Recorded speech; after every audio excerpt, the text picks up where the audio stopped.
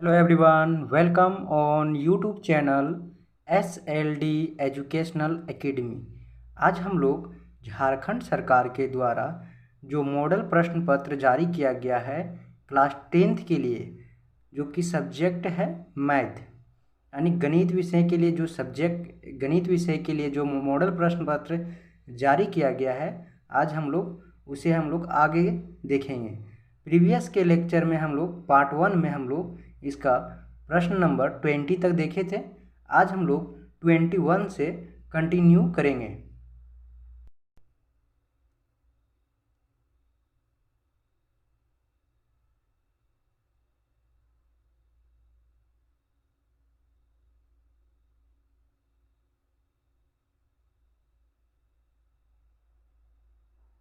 तो आप लोग देख पा रहे होंगे जो प्रश्न नंबर 21 है, इसमें बोल रहा है कि मूल बिंदु से बिंदु P 3,4 की दूरी को ज्ञात करना है। इसमें एक मूल बिंदु जो है, मूल बिंदु से जो एक बिंदु जो दिया हुआ है P, उसका निर्देशांक बिंदु जो दिया हुआ है वो है 3 और 4, तो उसके बीच के जो दूरी है वही निकालना है। यानी मूल बिंदु से बिंदु P के बीच का दूरी कितना है वो हम लोग को ज्ञात करना है। तो चलिए हम लोग देखते हैं कि इसके बीच का जो दूरी है मूल बिंदु से बिंदु P को देखते हैं। तो जब भी कोई मूल बिंदु से, माने जब भी किसी मूल बिंदु से किसी बिंदु की दूरी के पूछेगा तो हम लोग उसको लेते हैं OP इक्वल अंडर रूट उसका जो दिया हुआ है निर्देशांक, यानी 3 का स्क्वायर प्लस 4 का स्क्वायर।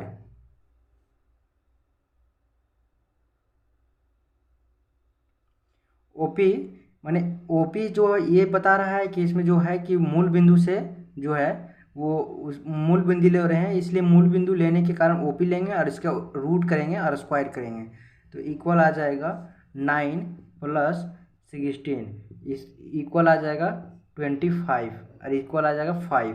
तो इस प्रकार से जो बिंदु P है और मूल बिंदु से बिंदु P का जो दूरी है वो 5 मात्रक है। तो प्रश्न नंबर 21 का जो सही उत्तर होगा वो सी होगा, 5 मात्रक। अब हम लोग 22 को देखेंगे। बोल रहा है कि बिंदुओं 2, 5, 2,5 तथा 4,7 हो तो मिलाने वाली जो रेखाखंड के मध्य बिंदु जो होगा वो हम लोग को निकालना है। दो बिंदु दिया हुआ है, ठीक है, ये 2,5 एक है 4,7, और उसके बीच को रेखाखंड को जो मिलाने वाला मध्य बिंदु है उसे हम लोग को फाइंड करना है। तो हम लोग देखेंगे कि उसके बीच का जो मध्य बिंदु है वो क्या है। इसमें दो बिंदु दिया हुआ है, प्रश्न नंबर 22 में दो बिंदु दिया हुआ है, एक P है एक Q है। हम लोग मान लिए कि जो P दिया हुआ है वो है आपका 2,5 और जो Q है वो है 4,7। तो इसके बीच का जो मध्य बिंदु होगा उससे हम लोग को निकालना है। तो दूरी फार्मूला से हम लोग निकाल लेंगे, x1 प्लस x2 बाई 2, और एक हो जाएगा y1 प्लस y2 बाई 2। तो ये हो जाएगा आपका x1 y1 और यहाँ हो जाएगा x2 y2। तो इस प्रकार से हम लोग देखेंगे तो x1 जो होगा वो 2 प्लस 4 बाई 2, और एक हो जाएगा आपका y1 5 प्लस 7 बाई 2। तो ये आपका हो जाएगा 4 to 6, और 6 को डिवाइड करेंगे अगर 2 से तो 3 आएगा, और इधर आएगा आपका 5 प्लस 7 यानी 12, और 12 को डिवाइड करेंगे 2 से तो 6 आएगा। तो इस प्रकार से जो बिंदु जो है बीच का बिंदु O, मान लेते हैं इसको O बिंदु है, तो जो O के जो कोऑर्डिनेट आया जो निर्देशांक वो आपका 3 और 6 आया। तो इस प्रकार से प्रश्न नंबर 22 का जो सही उत्तर होगा वो सी होगा, 3,6। मध्य बिंदु जो होगा वो 3,6 होगा। अब हम लोग 23 को देखेंगे। 23 में बोल रहा है two sine A equal to sine A equal sine 2a दिया हुआ हो तो ए का मान निकालने के लिए बोल रहा है ए जो होगा वो कितना डिग्री का एंगल बनाएगा, यानी कि 30 डिग्री, 45 डिग्री, 0 डिग्री या 90 डिग्री। तो हम लोग देखेंगे कि जो ए है उसका वैल्यू क्या आ रहा है, उसका मान क्या निकल रहा है। तो दिया हुआ है टू साइन ए इक्वल बोल रहा है क्या कि दिया हुआ है two sine A is equal sine 2a। तो मैंने तो इसमें दिया हुआ है two sine A equal sine 2a, जो है 2 डिग्री एंगल का जो है हम लोग इसका पता है कि साइन ए इज इक्वल जो होता है साइन 2a इज इक्वल होता है two sine A into cos A. ये इसका फॉर्मूला होता है, इसके जगह पे हम लोग इसको पुट कर सकते हैं। तो हम लोग को आगे इस प्रकार से टू साइन ए इक्वल हो जाएगा two sine A into cos A. तो ये टू साइन ए से two sine A cancel out हो जाएगा, तो कोस ए इज इक्वल क्या बचेगा 1, और 1 किसका वैल्यू होता है कोस ए इज इक्वल कोस 90 डिग्री। तो एक कोस यहाँ पे एंगल ये बच जाएगा, ए इज इक्वल निकालना, ए का मान हम लोग को निकालना है तो ये देखेंगे। तो इस प्रकार से कोस ए इक्वल है कोस 90, तो हम लोग को ये निकालना है। तो ये हम लोग को इधर आ जाएगा कोस इनवर्स कोस 90।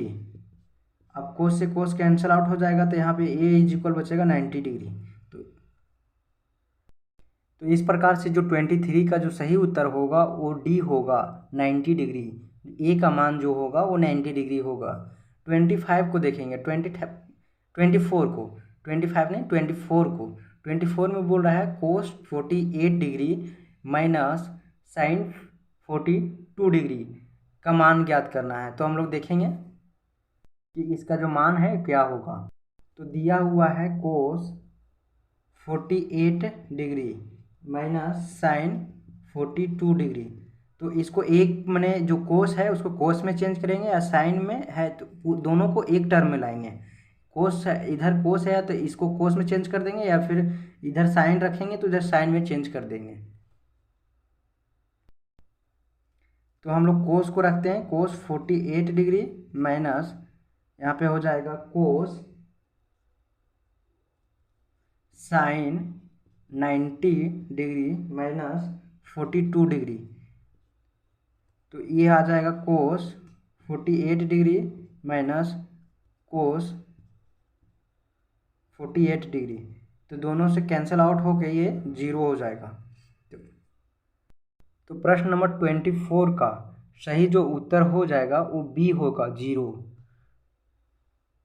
अब हम लोग 25 को देखेंगे। 25 में बोल रहा है यदि साइन ए इज इक्वल 3/5 हो, साइन ए इक्वल 3/5 हो तो कोस ए का मान निकालें। तो साइन ए इक्वल दिया हुआ 3/5। तो यहाँ पे हम लोग को पता है कि साइन ए इज इक्वल होता है जो p/h, sign A is equal जो होता है वो p/h। तो p का मान जो होगा इसमें यहाँ पे 3 होगा, h का मान जो होगा 5 होगा। तो हम लोग पाइथागोरस थ्योरम से हम लोग यहाँ पे b का मान निकाल लेंगे। तो b इज इक्वल जो हो जाएगा वो हो जाएगा आपका 5 का स्क्वायर माइनस 3 का स्क्वायर इक्वल आ जाएगा आपका 25 में माइनस 9, यानी इक्वल आ जाएगा 16 का इक्वल हो जाता है 4, और इसका मैंने रूट करेंगे तो इस प्रकार से जो b आया वो 4 आया। तो हम लोग को पता है कि जो कोस ए इज इक्वल होता है b/h।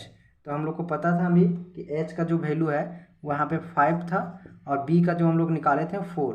तो कोस ए इज इक्वल हो गया आपका 4/5। तो इस प्रकार से जो प्रश्न नंबर 25 का जो सही उत्तर होगा वो बी होगा 4/5। कोस ए का जो मान निकला वो 4/5 है। अब 26 को देखेंगे। बोल रहा है एक धरती पर एक मीनार जो है ऊर्ध्वाधर खड़ी है और धरती के एक बिंदु से जो है मीनार के पद के बिंदु है, मीनार की पद के बिंदु से 15 मीटर दूर है। तो मीनार के शिखर पर उन्नयन कोण जो है वो 60 डिग्री है। तो मीनार की ऊंचाई ज्ञात करना है।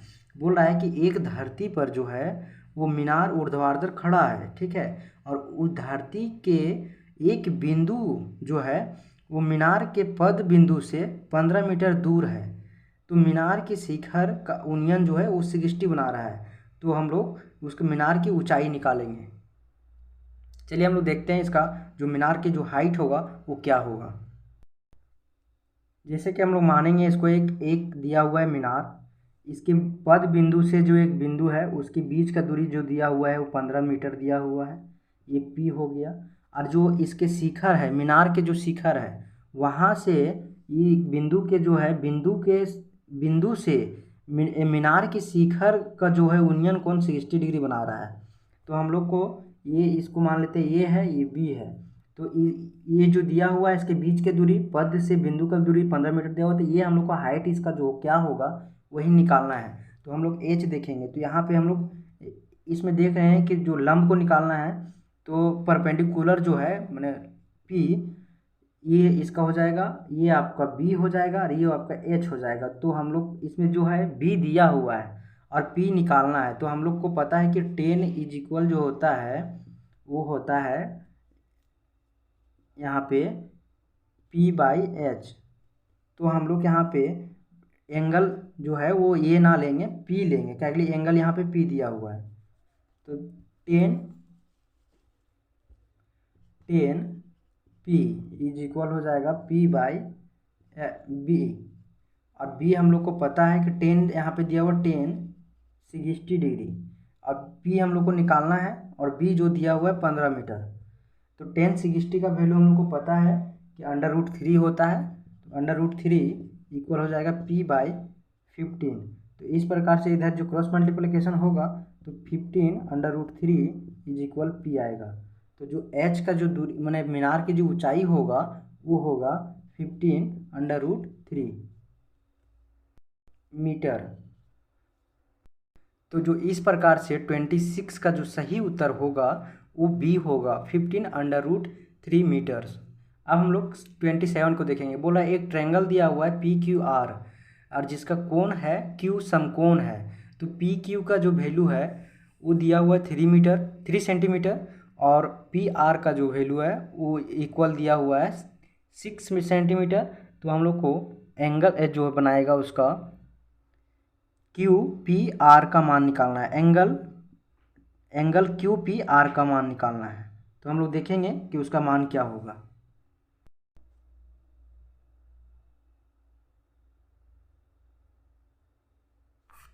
तो सबसे पहले हम लोग एक ट्रायंगल जो दिया हुआ है PQR, तो P लेंगे, Q लेंगे, R लेंगे।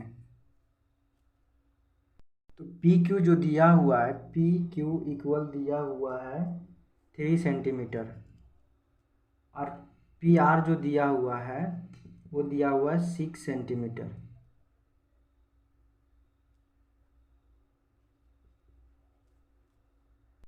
इसको हम लोग ना चेंज कर देते हैं। यहाँ पे जो एंगल है ऐसे ऑलरेडी यहाँ पे 90 डिग्री बना हुआ है। तो हम लोग को एंगल हम लोग को निकालना है, P निकालना है। तो इसलिए हम लोग को दूसरा मान के चलना होगा। तो PQ का जो दिया हुआ है PQ का वैल्यू जो दिया हुआ है 3 सेंटीमीटर और PR जो है वो 6 सेंटीमीटर दिया हुआ है।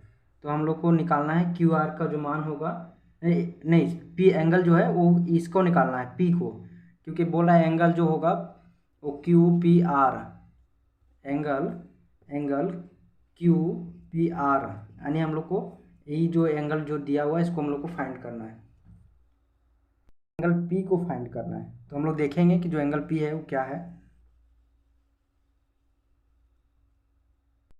तो हम लोग कोस P लेंगे, कोस P इज इक्वल होता है B बाई एच। तो यहाँ पे एंगल P लिए हैं तो इधर से स्टार्ट करेंगे तो ये आपका बेस हो जाएगा आधार और ये हो जाएगा कर्ण। तो आधार जो दिया हुआ है वो 3 है और जो जो इसका कर्ण हो जाएगा वो 6 हो जाएगा, ये कैंसल आउट होके 1/2 हो जाएगा। इधर दिया हुआ है कोस पी, तो कोस पी इज इक्वल कितना आ गया 1/2।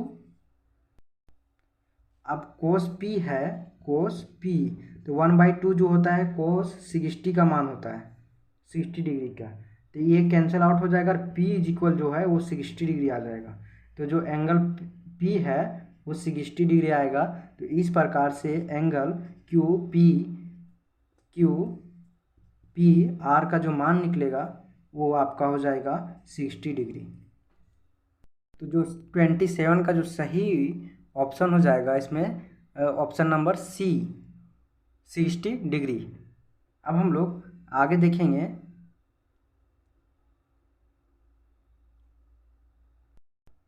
प्रश्न नंबर 28 को।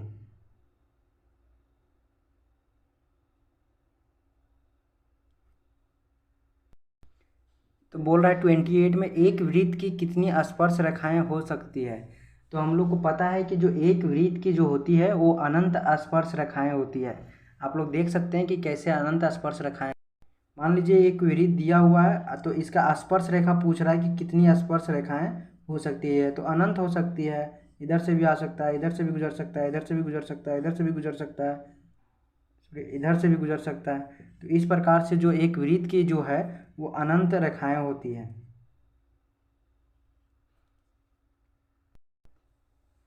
तो इसका ऑप्शन नंबर जो 28 जो है उसका ऑप्शन नंबर जो ए है वो सही है, अनंत होगा, अनंत स्पर्श रेखाएं हो सकती है। 29 को देखेंगे, बोल रहा है 5 सेंटीमीटर त्रिज्या वाले एक वृत्त के बिंदु P पर स्पर्श रेखा PQ केंद्र O से जाने वाली एक रेखा में बिंदु Q पर इस प्रकार मिलती है कि OQ जो है वो 12 सेंटीमीटर है, तो PQ का लंबाई ज्ञात करना है।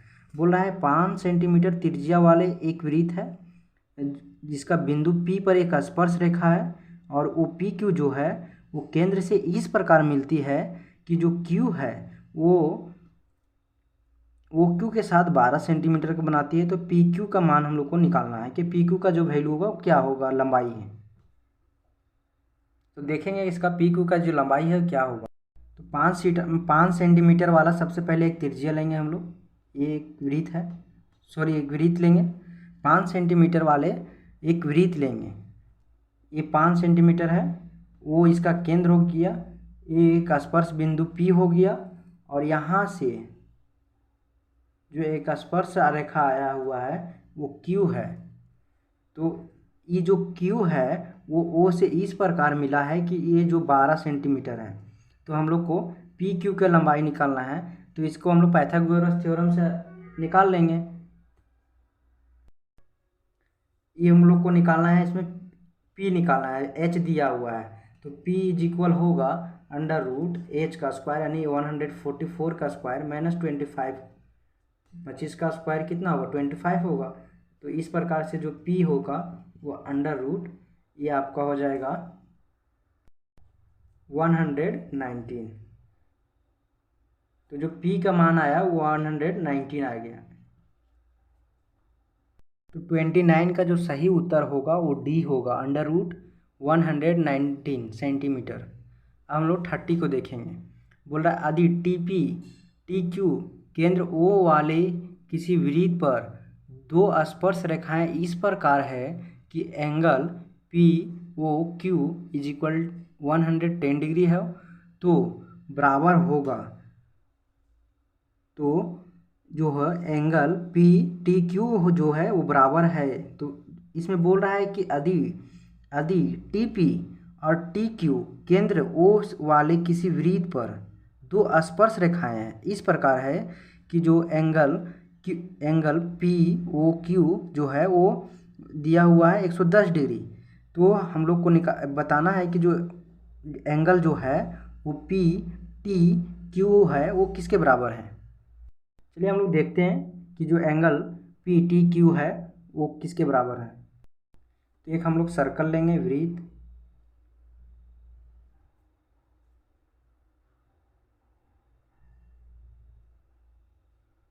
उसके बाद यहाँ से आपका ये हो जाएगा, ये आपका हो जाएगा केंद्र O, और यहाँ से हो जाएगा P, और एक यहाँ से हो जाएगा T।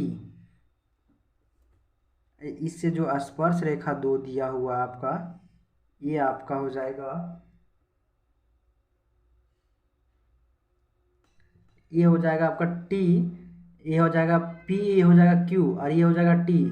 इस प्रकार O से मिलती है TO, TP और TQ, इस प्रकार मिलती है कि जो दो स्पर्श रेखा है। तो T यहाँ पे आपका हो गया, और ये TP और TQ जो स्पर्श रेखा हो गया। और जो बोल रहा है कि जो केंद्र O से इस प्रकार मिलती है कि जो इसका है इस प्रकार से मिलती है कि जो यहाँ का जो एंगल है वो 110 डिग्री हो जा रहा है। ठीक है, तो हम लोग इधर साइड में देख लेंगे कि जो दिया हुआ है ऐसे दिया हुआ है, ये जो दिया हुआ है वो 110 डिग्री है ना। ये आपका P है, ये आपका Q है, ये T हो गया, तो ये आपका T हो गया। तो हम लोग को निकालना है कि जो अन्य एंगल है इसमें जो एंगल पूछा है T एंगल, तो इस एंगल को हम लोग को फाइंड करना है।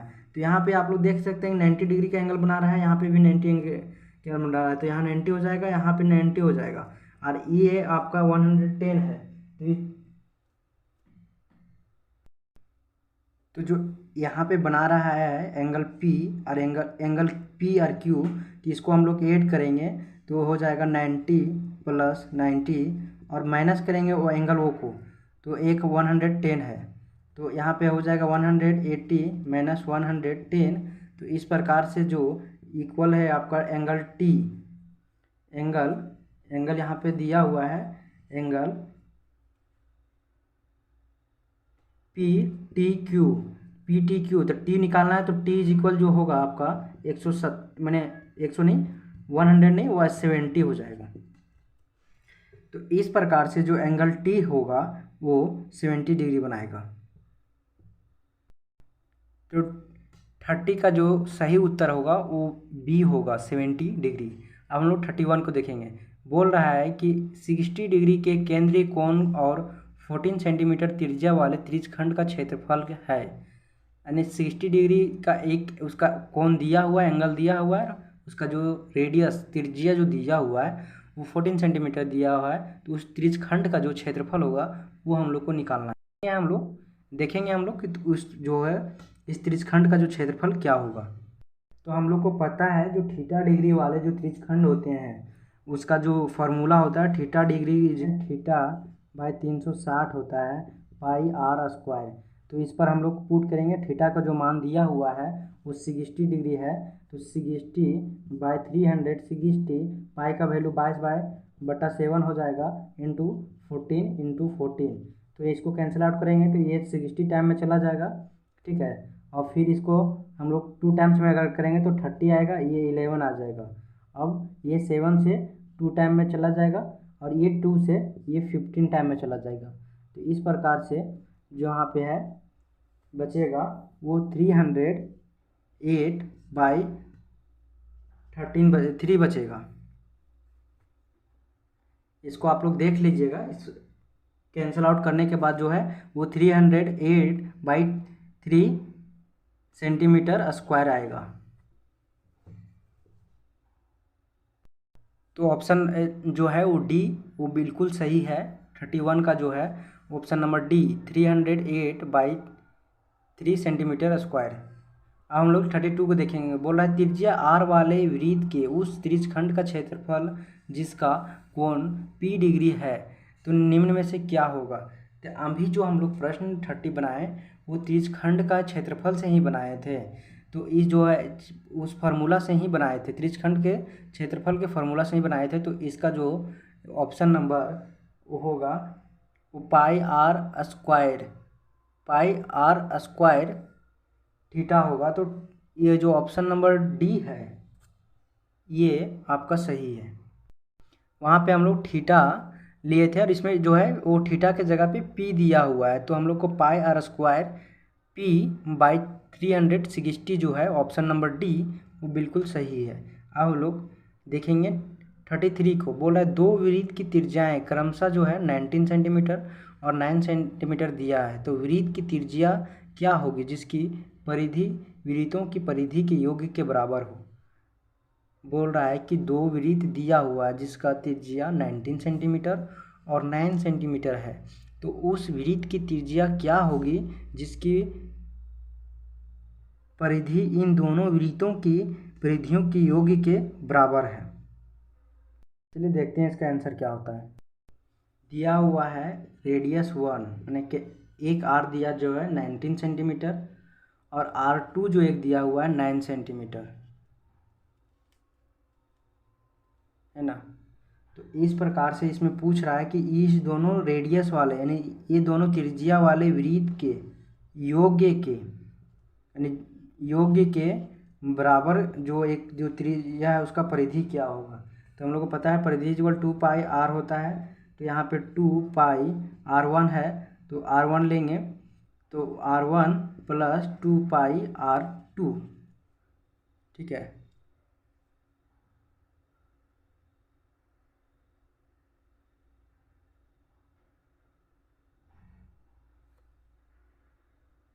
इसको कैलकुलेशन करेंगे तो सबसे पहले 2 पाई को हम लोग कॉमन लेंगे, R1 प्लस R2 बचेगा, तो यहाँ से 2 पाई R, तो 2 पाई से 2 पाई कैंसिल हो जाएगा, तो R जो होगा ये बोल रहा था जो इस दोनों वृत्त क्या है ना, इस दोनों वृत्त मैंने जो 19 सेंटीमीटर त्रिज्या वाले वृत्त और एक 9 सेंटीमीटर त्रिज्या वाले वृत्त को योग्य के जो है वो जो एक बड़ा जो त्रिज्या बनेगा उस त्रिज्या का सर्कल जो बनेगा वृत्त बनेगा उस वृत्त का हम लोग को रेडियस निकालने के लिए बोल रहा था। तो हम लोग R आ गया और R इज इक्वल हो गया इसमें दिया हुआ 19 प्लस 9, तो इक्वल आ जाएगा आपका 28 सेंटीमीटर। तो 33 का ऑप्शन नंबर बी जो है वो बिल्कुल सही है, 28 सेंटीमीटर। अब हम लोग 34 को देखेंगे। 34 है, 34 बोल रहा है कि सबसे बड़े बांस की लंबाई बताइए जो 12 मीटर की लंबे और 9 मीटर चौड़े तथा 8 मीटर ऊंचे कमरे में रखी जा सकती हो। बोल रहा है कि एक सबसे बड़े बांस की लंबाई पूछ रहा है जिसमें एक जो है 12 मीटर लंबे 9 मीटर चौड़े और 8 मीटर ऊंचे कमरे में रखा जा सके। तो इसमें हम लोग देखेंगे कि कौन सा ऑप्शन सही होगा। तो जब भी लंबाई चौड़ाई और ऊंचाई का प्रश्न आए तो हम लोग को सीधा है इसका रूट कर देना है, L का स्क्वायर प्लस B का स्क्वायर प्लस H का स्क्वायर करना है। तो इसमें दिया हुआ है अंडर रूट L का स्क्वायर दिया हुआ है 12 का स्क्वायर प्लस 9 का स्क्वायर प्लस 8 का स्क्वायर।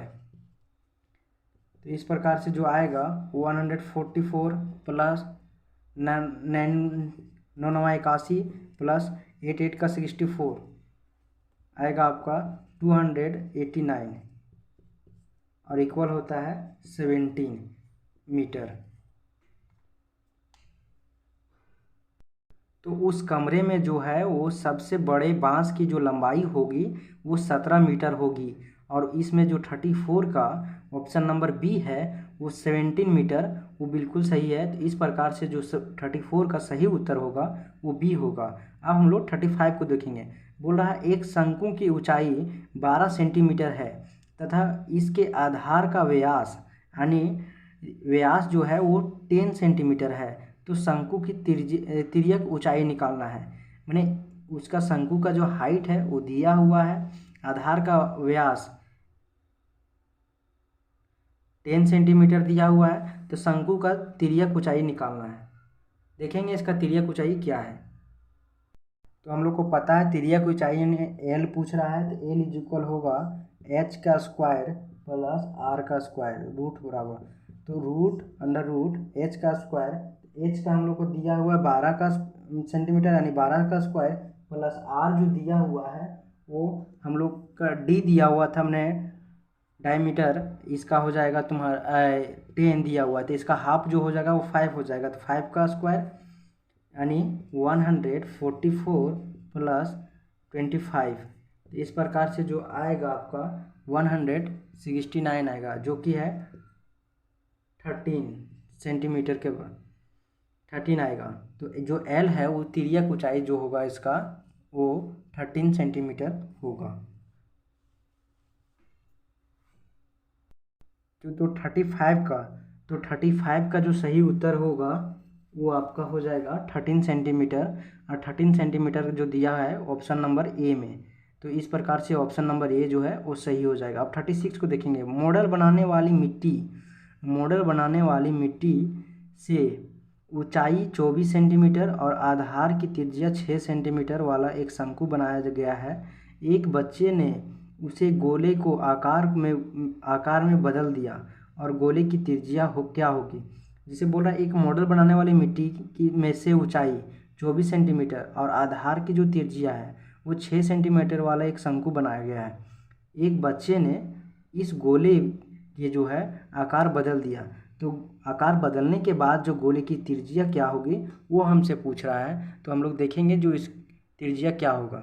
तो हम लोग को पता है शंकु को जो आयतन होता है, शंकु की आयतन वो बराबर होता है गोले के आयतन के।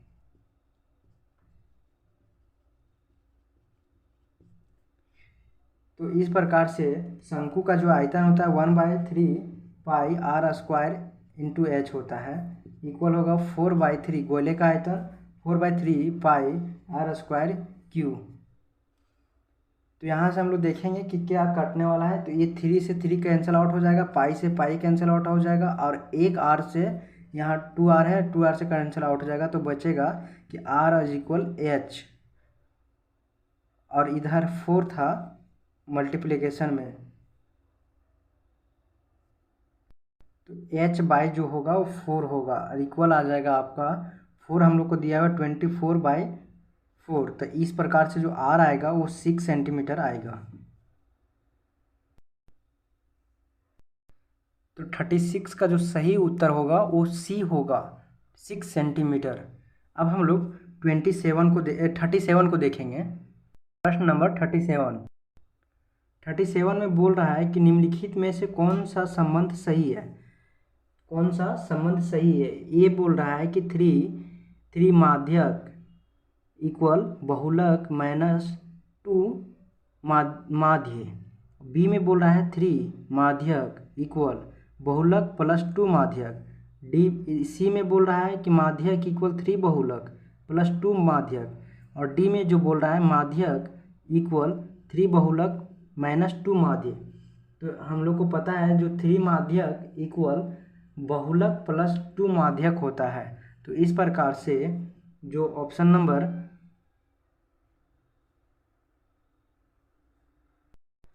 नंबर जो बी है 3 माध्यक इक्वल बहुलक +2 माध्य, ये सही है। अब हम लोग 38 को देखेंगे। बोला वर्ग अंतराल एवं संचयी बारंबारता के बीच खींचे गए आलेख को हम लोग क्या कहते हैं।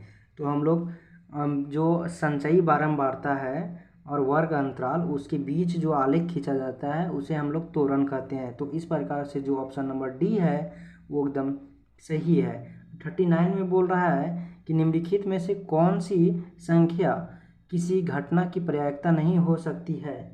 तो जो नेगेटिव है वो कभी नहीं हो सकता है, कोई भी घटना का जो प्रायिकता है वो नेगेटिव नहीं आता है। तो जो ऑप्शन नंबर बी है वो 1 - 1.5 वो नहीं हो सकता है। तो इसलिए ऑप्शन नंबर बी जो है वो सही है।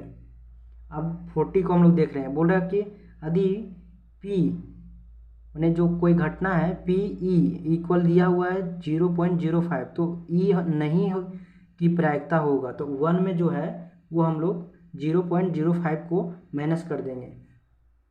तो देखते हैं इसका आंसर क्या आता है। बोल रहा है पी ई जो दिया हुआ है 0.05 दिया हुआ है, ठीक है। तो ई डैश नहीं होने की प्रायिकता बोल रहा है। ई डैश नहीं होने की प्रायिकता क्या है, तो हम लोग निकालेंगे पी ई डैश, तो हो जाएगा आपका 1 माइनस कोई भी जो है वो प्रायिकता होने की जो संख्या होती है 1 होती है अधिकतर, ठीक है। तो वही हम लोग 1 में जो है इसको 0.05 को घटा देंगे, तो ये आ जाएगा आपका 0.95। तो इस प्रकार से जो ऑप्शन नंबर सी है वो बिल्कुल सही है, 0.95। प्रश्न नंबर 40 का ऑप्शन नंबर सी सही है। तो इस प्रकार से हम लोग जो ऑब्जेक्टिव पार्ट था क्लास 10th का मॉडल सेट का, वो गणित का हम लोग देखें। कोई डाउट है तो आप लोग कमेंट सेक्शन में ज़रूर शेयर करें, हम हो सके तो उसे हम बताने की और समझाने की पूरा कोशिश करेंगे।